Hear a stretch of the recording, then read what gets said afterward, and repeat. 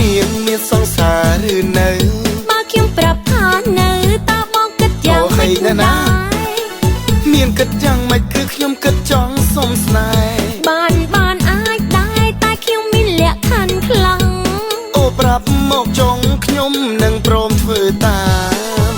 ស្រឡាញ់ខ្ញុំតតែកុំផឹកស្រាយប់ឡាកុំលួចចូលបងនេះជាបំរាមលក្ខខណ្ឌប៉ុណ្ណឹងបងអាចធ្វើបានអូនមិនបាច់ហាមប្រាមព្រោះបងត្រឹមត្រូវស្រាប់ហើយ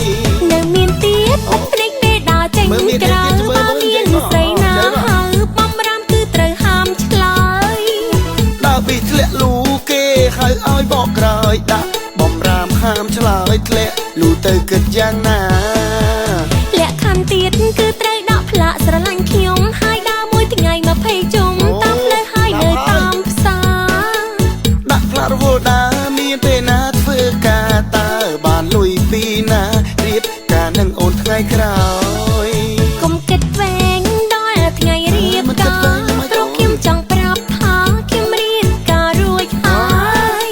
និយាយដូចអត់និយាយមិនដេចដាក់លក្ខខណ្ឌឲ្យព្រោះថ្ងៃមកថ្ងៃក្រោយកុំឲ្យចេះតែស្រឡាញ់គេចាប់ឲ្យខ្ញុំនិយាយថ្ងៃច្រឡំគេរៀបការហើយបារហើយ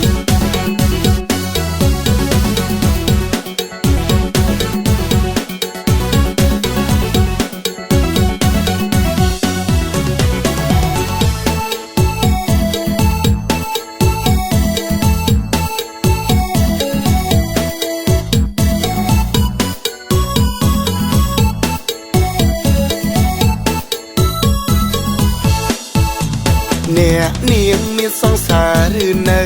បើខ្ញុំប្រាប់ថានៅតើបងគិតយ៉ាងម៉េចណាមានគិតយ៉ាងម៉េចគឺខ្ញុំគិតចង់សុំស្នេហ៍បានអាចដែរតែខ្ញុំមានលក្ខខណ្ឌខ្លាំងអូប្រាប់មកចង់ខ្ញុំនឹងព្រមធ្វើតាមស្រឡាញ់ខ្ញុំតតែកុំផឹកស្រាយប់ឡាកុំលួចចូលបងនេះជាបំរាមលក្ខខណ្ឌប៉ុណ្ណឹងបងអាចធ្វើបានអូនមិនបាច់ហាមប្រាមព្រោះបងត្រឹមត្រូវស្រាប់ហើយនៅមានទៀតភ្នែកពេលដើរចេញក្រៅបើមានស្រីណាហៅបំរាមគឺត្រូវហាមឆ្លើយដើរពីធ្លាក់លូគេហៅឲ្យបកក្រោយដាក់បំរាមហាមឆ្លើយធ្លាក់លូទៅគិតយ៉ាងណា